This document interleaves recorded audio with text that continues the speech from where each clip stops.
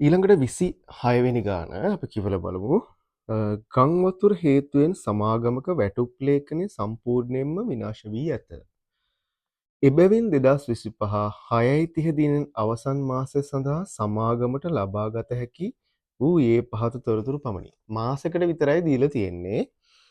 2025 ජුනි මාසයට අදාළ සේවක අර්ථසාධක අරමුදල. ඒ කියන්නේ EPF සහ සේවක භාරකාර අරමුදල. ඒ කියන්නේ ETF යන දෙකම සඳහා ප්‍රේෂණය කරන ලද මුළු මුදල. ETF වලටයි EPF වලටයි EPF වලටයි සම්පූර්ණයෙන්ම ප්‍රේෂණය කරලා තියෙන්නේ 160ම රුපියල් 168යිම රුපියල් 1000 වලින් හදන්නේ. 2025 ජූනි මාසය සඳහා සේවකයන්ගේ මුළු ජීවන වියදම් දීමනාව 120යි. සේවකයන්ට දීලා තියෙන ජීවන වියදම් දීමනාව 120යිලු. සේවකයන්ට ලැබෙන එකම දීමනාව මෙය වේ. එකම දීමනාවයි ඒ 120යි. 2025 ජුනි මාසය සඳහා සේවකයන්ගේ වැටුපෙන් අඩු කරන ලද සුබසාධන සංගමයේ මුළු සමාජික මුදල් 40යි. සමාජික මුදල් අඩු කරලා තියෙනවා 40ක් සුබසාධක සංගමයට. හරි. අතිරේක තොරතුරු දීලා තියෙනවා EPF සඳහා සේව්‍ය හා සේවක දායකත්වය පිළිවෙලින් දීලා තියෙනවා 15%ක් සහ 10%ක්. සේව්‍යා 15%යි 10%යි සේවක මේ සේව්‍ය.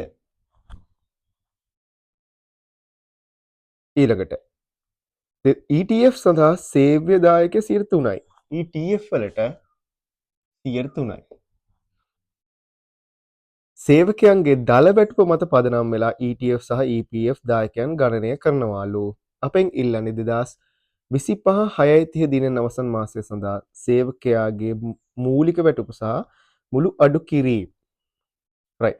එතකොට මෙතන අපිට හොයන්න වෙන්නේ අපිට එකම එක පොයින්ට් එකක් කිව්වා ප්‍රේෂණය කරපු සම්පූර්ණ ගාන 160යි කියලා. එතකොට ප්‍රේෂණය කරන්නේ මොකක්ද? අපි ප්‍රේෂණය කරලා තියෙන්නේ මෙන්න මේ 100%යි මෙන්න මේ 103යි මෙන්න මේ සේවකයන්ගෙන් කපාගත්ත 10%යි. මෙන්න මේ අයිතම ටික තමයි මෙන්න මෙතනින් නියෝජනය වෙන්නේ. මේ ගාන තීරණය කරේ මේ ප්‍රතිශත මත පදනම් වෙලා මේ ගාන තීරණය කළේ දල වැටුප මත පදනම් වෙලා. එතකොට දල වැටුප කියන්නේ මේක හැදෙන්නේ මූලික වැටුපට දීමනා එකතු වෙලා. හරි.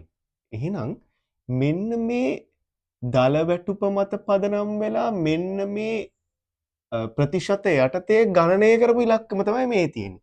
එහෙනම් බලන්න මෙන්න මේ ඉලක්කම හදාගන්න අපිට පොටක් පාද ගන්න පුළුවන්. යම්කිසි ගානකින් 100%ක් ඒ වගේම 115ක් සහ 103ක් කියන ප්‍රතිශත ටික අඩු වෙලා ප්‍රතිශත ටික තමයි මෙන්න මෙතන නියෝජනය කරන්නේ. එහෙනම් මෙතන 128ක් නියෝජනය කරනවා මෙන්න මේ 160. 128ක් 160න් නියෝජනය කරනවා නම් 100%ක් හොයාගන්න පුළුවන් අපිට. එතකොට 160 බෙදන්න 168 බෙදන්න 28න් ගුණ කරන්න 100.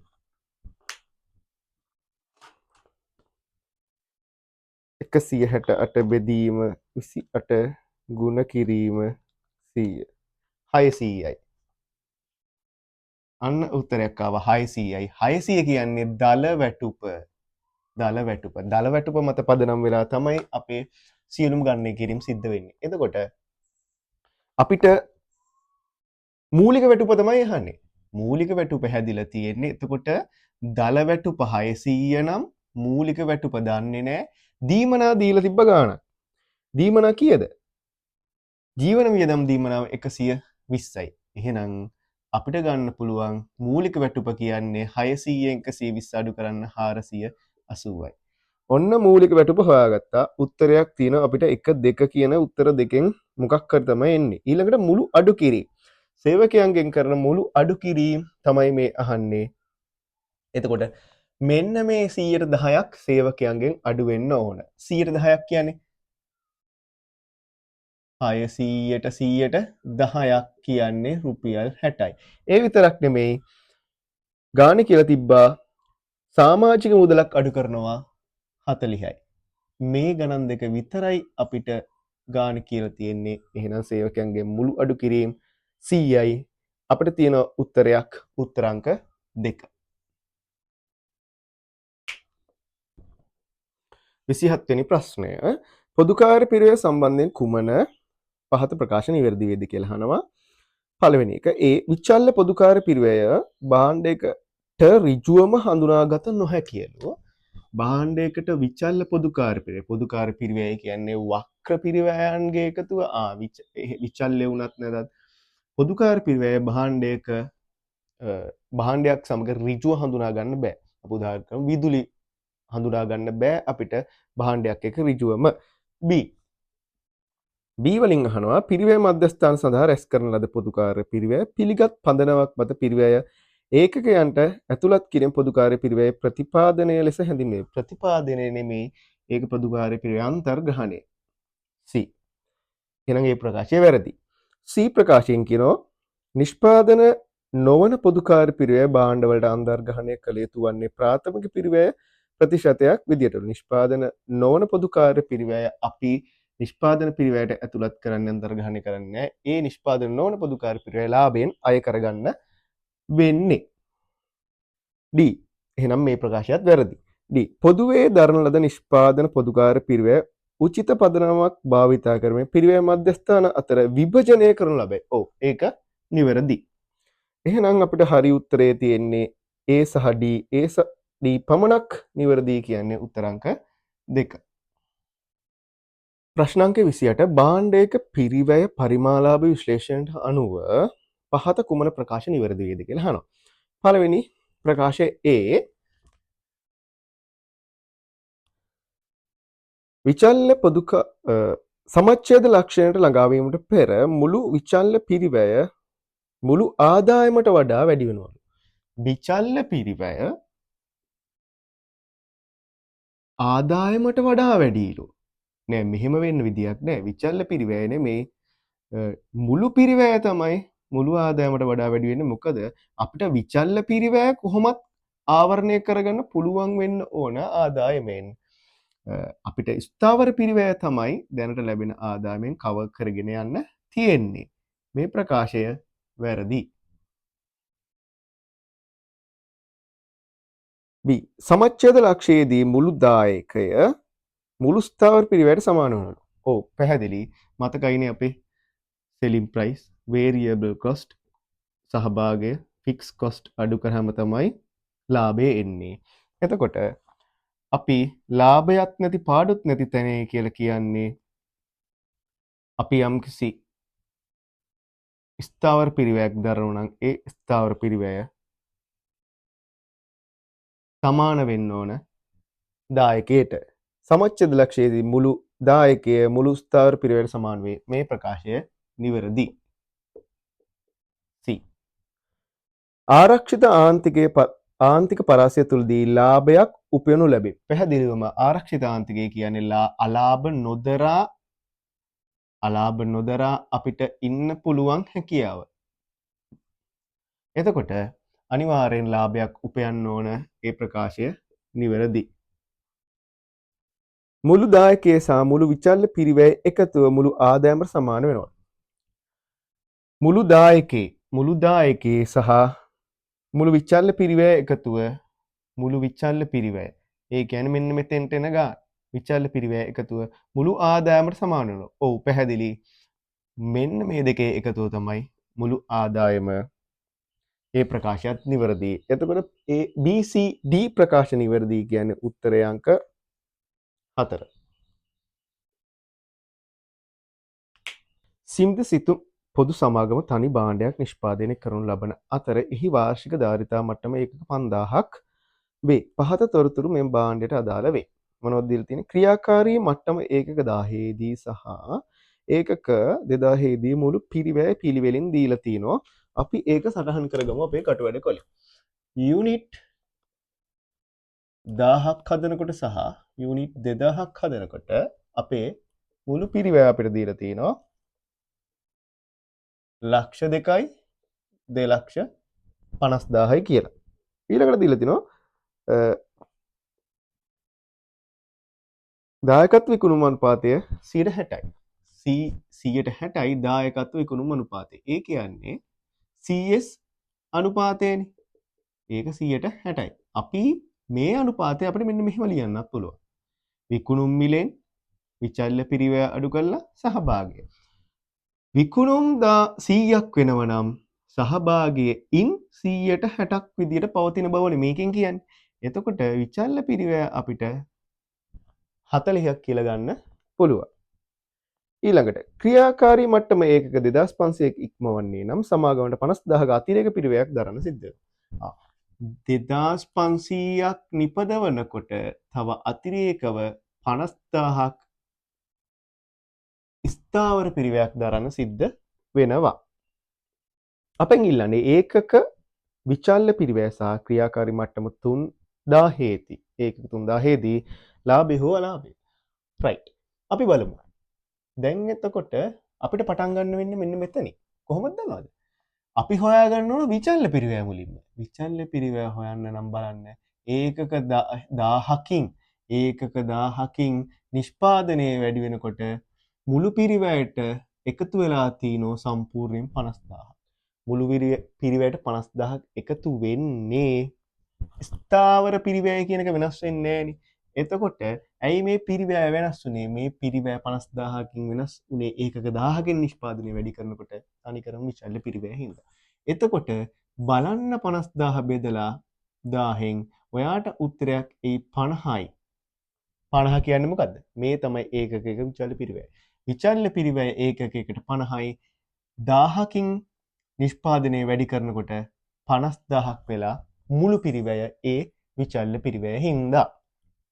එතකොට අපිට පළවෙනි අහපු ප්‍රශ්නෙට ඒකක විචල්්‍ය පිරිවැය 50යි කියලා උත්තර තුනක් තියෙනවා. රයිට්. අපි ඉස්සරහට කරගෙන යමු. එතකොට බලන්න අපි මෙන්න මේ දායකත්ව විකුණුම් අනුපාතය හොයාගත්තනේ. එතකොට මෙන්න මේ 50000 සමාන වෙන්නේ කොතෙන්ටද? මෙන්න මෙතෙන්ට. 50000 සමාන වෙන්නේ විචල්්‍ය පිරිවැයට ඒකකයකට. ඊළඟට අපෙන් අහන්නේ ඒකක 3000ක් හදනකොට ලාභ අලාභ කොච්චරක්ද කියලා. එතකොට ඒකක 3000ක් හදනවා කියන්නේ අනිවාර්යෙන් 2500 පන්නලානේ. එතකොට අමතර විස්තර පිරිවැයක් එකතු වෙන්න ඕන 50000ක. එතකොට දැනට කොච්චරක් ස්ථාවර පිරිවැයක් තියෙනවද? අපි බලමු මෙන්න මේ මොකක් හරි ක්‍රියාකාරී මට්ටමකට 2000 දී හෝ 1000 දී කොච්චරක් ස්ථාවර පිරිවැයක් තියෙනවද කියලා. ඒක හොයාගන්නේ කොහොමද? බලන්න 1000 දී 50000යි නේද විචල්්‍ය පිරිවැය. ඇයි? එකකට 50යි 1000කට 50000යි. මේ තියෙන්නේ මුළු විචල්්‍ය පිරිවැය. එතකොට අපේ මුළු පිරිවැය කීයද? මුළු පිරිවැය ඒකක 1000 දී ලක්ෂ 2යි. එතකොට මුළු පිරිවැයෙන් විචල්්‍ය පිරිවැය අඩු කරාට පස්සේ 1,50,000ක් එනවා. මේක තමයි ස්ථාවර පිරිවැය.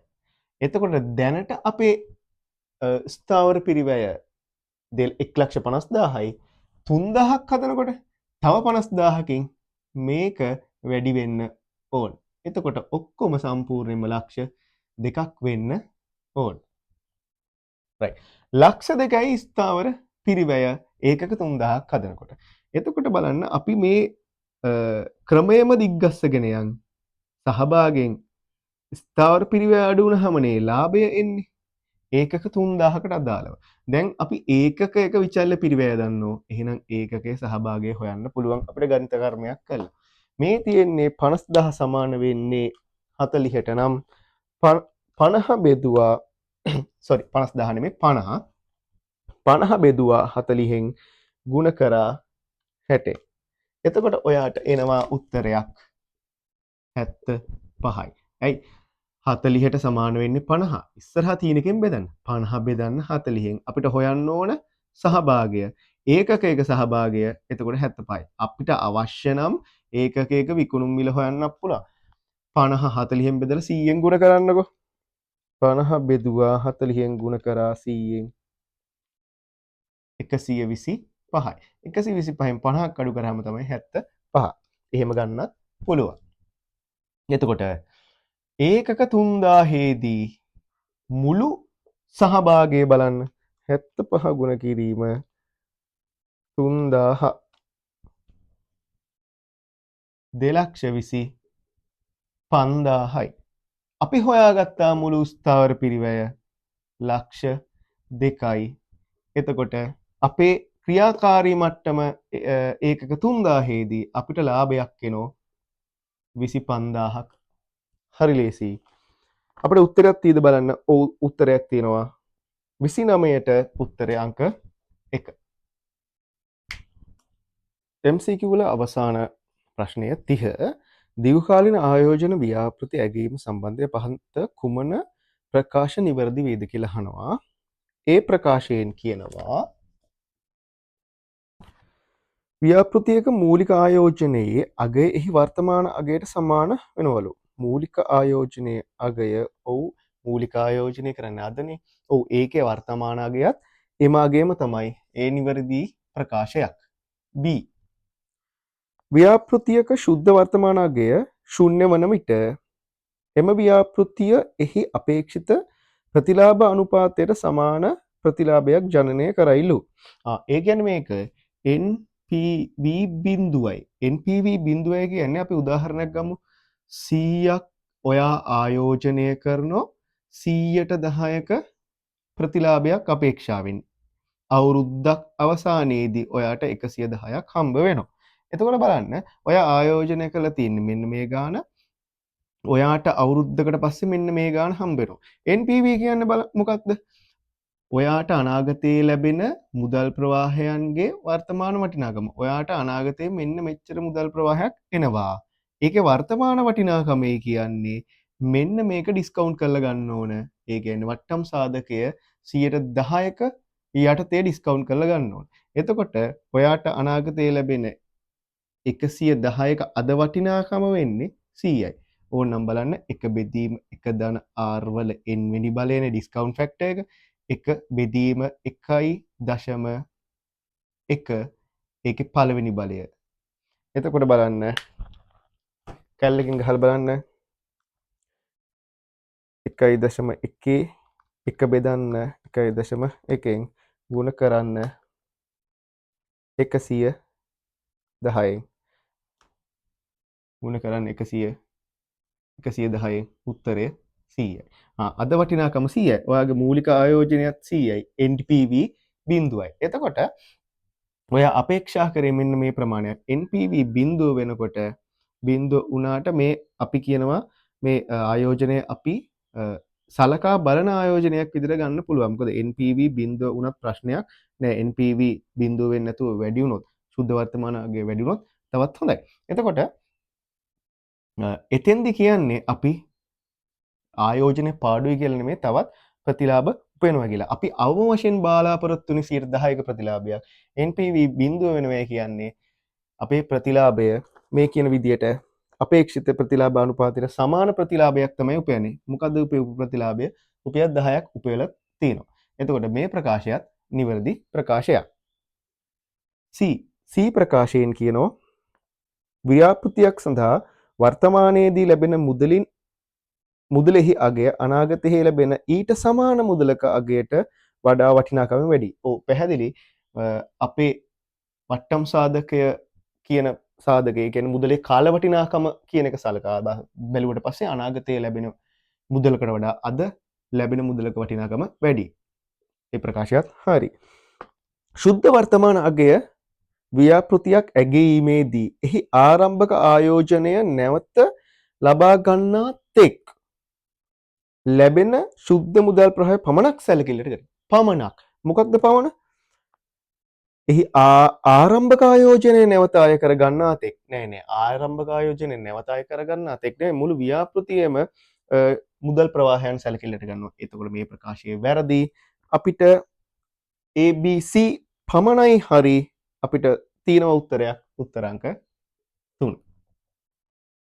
මීළඟට ප්‍රශ්න අංක 31 ඉඳලා 50 දක්වා අපි කෙටි නිශ්චිත ප්‍රශ්න ටික කරන්න යන්නේ. 31 වෙනි ප්‍රශ්නේ ආයතනයක ඇල්මැති පාර්ශ්වයන් විසින් පොදු පරමාර්ථ මූල ප්‍රකාශන වලින් තොරතුරු ලබා ගන්නා අරමුණු කිහිපයක් පහත දීලා තිනවා. ABCD කියලා අරමුණු ටිකක් දීලා තිනවා. ආයතනයේ ලාභදායීත්වය ඇගීම, ආයතනයට එහි ණය පියවීම සඳහා ඇති හැකියාව ඇගීම, ආයතනය මත ආදායම් බදු පැනවීම, ආයතනයට එහි සේවාවන් විශ්වාසනීය ලෙස සැපයීම සඳහා ඇති හැකියාව ඇගීම. පහත සඳහන් කර ඇති එක් අරමුණු සඳහා ගිණුම් කරන තොරතුරු මූලිකව භාවිතා කරන ඇල්මැති පාර්ශ්වය පහත දී ඇති ලයිස්තුවෙන් තෝරන්න කියලා තියෙනවා. අරමුණ ඒ අරමුණ ආයතනයේ ලාභදායීත්වය ඇගීම. ඒ අරමුණ ලාභදායීත්වය අගයන්නේ කවුද? මේ දීලා තියෙන ගනුදෙනුකරුවන්, රජය, ආයෝජන, ණය සැපයුම්කරුවන් කියන අතරින් ආයෝජකයෝ තමයි ලාභදායීත්වය ඇගීම් කරන්නේ. ආයතනයට එහි ණය පියවීමට ඇති හැකියාව ඇගීම ලක් කරන්නේ ණය සැපයුම්කරුවෝ.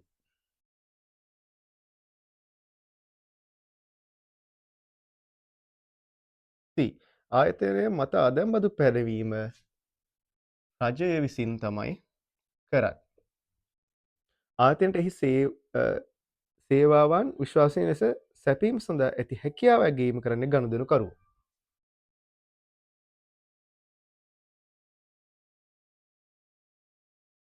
ඊළඟට 32 ප්‍රශ්නය. 32 ප්‍රශ්නයෙන් මෙන්න මෙහෙම අහනවා.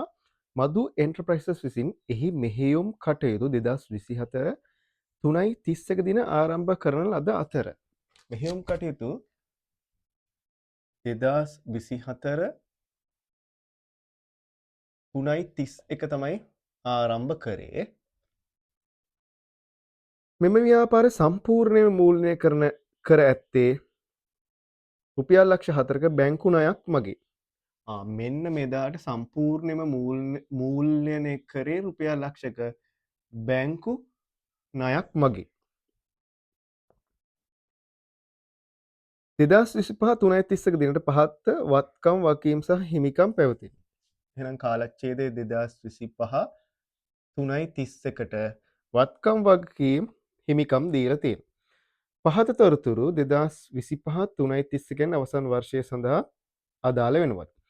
වර්ෂය තුලදී මුළු වත්කම් ලක්ෂ 5කින් වැඩි වී ඇති අතර ලක්ෂ 5කින් වත්කම් වැඩි වුණා. මෙය තුල ව්‍යාපාරයේ අයිතිකරු විසින් දායක වූ රුපියල් ලක්ෂ 2ක ප්‍රාග්ධනයද ඇතුළත් වෙනවා. අයිතිකරුවෝ දාලා තියෙන ලක්ෂ 2ක් සම්පූර්ණ වත්කම් වැඩි වෙලා තියෙනවා. ඒ කියන්නේ ආරම්භයේදී බැංකු ණයෙන් මූල්‍ය කරා කියන්නේ වත්කම් ජනිත වුණා ලක්ෂ 4ක. ලක්ෂ 4ක වත්කම් වැඩිවීමක් වෙලා තියෙනවා මේ වෙනකොට. එතකොට ලක්ෂ 5කින්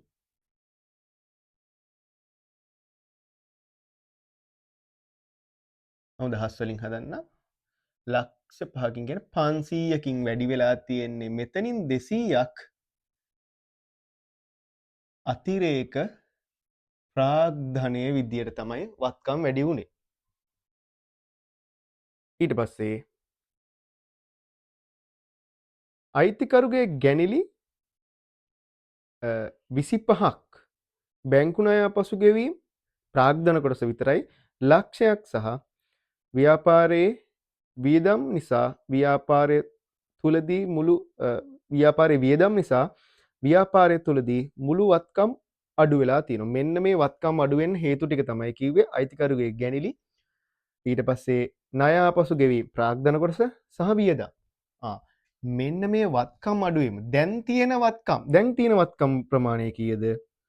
575ක් වෙනකන් වත්කම් විචලනය වෙලා තියෙනවා. මේ විචලනයට එක හේතුවක් තමයි මෙන්න මේ ලක්ෂ 5ක් වත්කම් වැඩි වෙලයි කියලා දීලා තියෙනවා. ඒ වගේම වත්කම් අඩු වෙනවා යම්කිසි ප්‍රමාණයකින්. ඒ ප්‍රමාණයට හේතුව තමයි 25ක් මේක ගැනිලි ඊට පස්සේ ලක්ෂයක් ඒ කියන්නේ 100ක් මේ ණය ගෙවලා තියෙනවා. ඊට පස්සේ අපි දන්නේ නැහැ වියදම් ප්‍රමාණයක් තියෙනවා. එතකොට මෙන්න මෙතනත් බලන්න වත්කම් වැඩි වෙලා තියෙනවා අතිරේක ප්‍රාග්ධනයේ හින්දා ලක්ෂ 2කින්.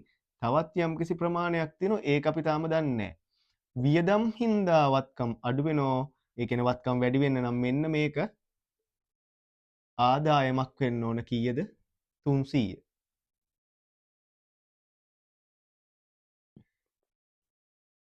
ඉහත දක්වා ඇති ගනුදෙනු හැර වර්ෂය තුලදී වගකීම් වලට අදාළ වෙනත් කිසිදු ගනුදෙනුවක් සිද්ධ වෙලා නැහැ. මෙච්චරයි ගනුදෙනු සිද්ධ වෙලා තියෙන්නේ. එහෙමනම් අපෙන් අහනවා 2024 3.31 දිනට වත්කම්. මෙදාට වත්කම් ප්‍රමාණය මේ ප්‍රමාණය. ඒ කියන්නේ වත්කම් සමානයි වගකීම් කියන තැනක තමයි ව්‍යාපාරය මෙන්න මේ දවසේ ඉන්නේ. එතකොට උත්තරේ අයන්නට ලක්ෂ 4යි. රුපියල් දහස් වලින් තියෙන හින්දා ලක්ෂ 4 ඕනේ 400 ලියුවහම ඇති. ආයන්නෙන් අහන 2025 3.31 දින අවසන් වර්ෂය සඳහා ලාභය. ලාභය හොයන්න නම් අපිට තියෙනවා ලාභ සමීකරණය ගොඩනගා ගන්න. ලාභ හෝ අලාභ සමාන වෙන්නේ NA2 ඍණ NA1 ධන D අඩු කිරීම AC. NA2 අවසාන ශුද්ධවත්කම හිමිකම දීලා තියෙනවා 275යි. NA1 ආරම්භක ශුද්ධවත්කම ඒ කියන්නේ ආරම්භයේදී හිමිකමක් තිබිලා නැහැ. මොකද මූල්‍ය කළ තියෙන සම්පූර්ණ වක්කීමකි. ගැනිලි තියෙනවා 25ක් අමතර ප්‍රාග්ධනය තියෙනවා 200ක්. එහෙමනම් 75යි 300යි 100යි. 100යි අපේ කාලච්ඡේදයේ ලාභය. ආයන්නට උත්තරේ 100යි. ඊළඟට ඉයන්න 2025 3.31 දින අවසන් වර්ෂය සඳහා වියදම අහනවා. එහෙමනම් බලන්න වත්කම් මෙන්න මෙහෙම විචලනය වුණා. වත්කම් වැඩිවීම හින්දා මෙන්න මේ කාරණේ සිද්ධ වුණා. එතකොට අපේ සම්පූර්ණම වත්කම් වල විචලනය තමයි මෙන්න මෙතනින් පේන්නේ. 400 ඉඳලා 575 වෙනකන්. එතකොට 175කින් වැඩි වෙලා තියෙන වත්කම්. 175කින් වැඩි වෙන්න නම් වත්කම් මෙන්න මෙතෙන්ට කීයක් එන්න ඕනද? 500 ඍණ 175යි. එතකොට 325යි. 325කින් වත්කම් අඩු වෙන්න ඕන මේ විචලනය පේන්න නම්. එතකොට මේ සම්පූර්ණ වත්කම් අඩුවීමට බලපාපු හේතු තුන තමයි මේ තියෙන්නේ ගැනිලින් අය ආපසු ගේම් සහ වියදම්. එතකොට අපිට වියදම් මෙතනින් හොයාගන්න පුළුවන් 325න් අඩු කරන්න 25 අඩු කරන්න 100 200යි. 200ක් තමයි එහෙනම් වියදම්. අපෙන් අහන ප්‍රශ්නෙට උත්තරය ඉයන්න 200යි. ඊළඟට ප්‍රශ්නාංක 33 සහ 34 ප්‍රශ්න වලට පිළිතුරු දෙන්න තමයි මෙන්න මේ පල්ලෙහාත් තොරතුරු පාවිච්චි කරන්නේ කියන්නේ. මහා පරිමාණ ලුණු වගාවක යෙදෙන ව්‍යාපාරික පහත ගණදෙනු සිද්ධ වෙලා තියෙනවා. ගණදෙනු ටිකක් දීලා තිනවා. 33න් අහන්නේ ඉහත ABCD ගණදෙනු සටහන් කිරීමට භාවිත කරන මූලික සටහන් පොත් සඳහන් කරන්න. ඒ වලින් අහනවා අපේ බීජ සැපයුම්කරුක වන අමල්ගෙන් රුපියල් ලක්ෂ 8ක බීජ ලුණු ණයට මිලදී ගැනීම. ණයට මිලදී අරන් තියෙන මේ නිෂ්පාදන ව්‍යාපාරයේ බීජ ලුණු ඒක සටහන් වෙන්න ඕන ගැනුම් ජර්නලේ B. රුපියල් මිලියන 2.3ක අස්වනු නෙලීමේ යන්ත්‍රයක් සීමිත සිරිපාල පෞද්ගලික සමාගමෙන් ණයට මිලදී ගැනීම. ණයට මිලදී ගැනීමක් සිද්ධ කළ තියෙනවා භාවිතා කරන්න දීපල පිරිත හා උපකරණයක්. ඒක පොදු ජර්නලයේ තමයි සටහන් කරන්න ඕන. C. ආයතනයේ සේවකයෙකුට රුපියල් ලක්ෂයක වේතන ගෙවීම. මුදලින් ගෙවලා තිනෝ එහෙනම් මුදල් ගෙවීම් ජර්නලයේ. D. තොග වෙළෙන්දෙකුට රුපියල් 9,80,000කට ලූණු තොග ණයට විකුණන ලද අතර මේ සඳහා රුපියල් ලක්ෂ 2ක මුදල් පසුව ලැබුණි. ඉතිරි මුදල මාසයක කාලයක් තුලදී ලැබීමට නියමිතයි. ඔයා විකුණලා තිනෝ ණයට රුපියල් 9,80,000ක ලූණු තොගයක්. ලූණු තොගයක් ණයට විකුණුණයි කියන්නේ විකුණුම් ජර්නලය. ඒ වගේම රුපියල් ලක්ෂ 2ක මුදල් ලැබීම සටහන් කරන්න පුළුවන් මුදල් ලැබීම් ජර්නලේ.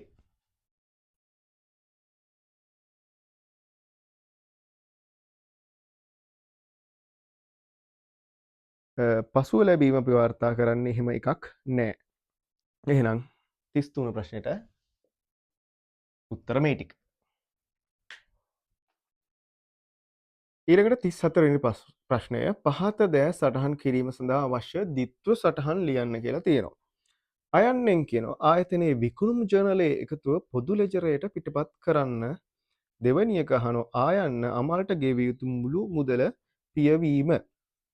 විකුණුම් ජර්නලයේ එකතුව පොදු ලෙජරයට පිටපත් කරන්න නම් ණයගැති පාලන හර විකුණුම් ගිණුම බැර වෙන්න එපා.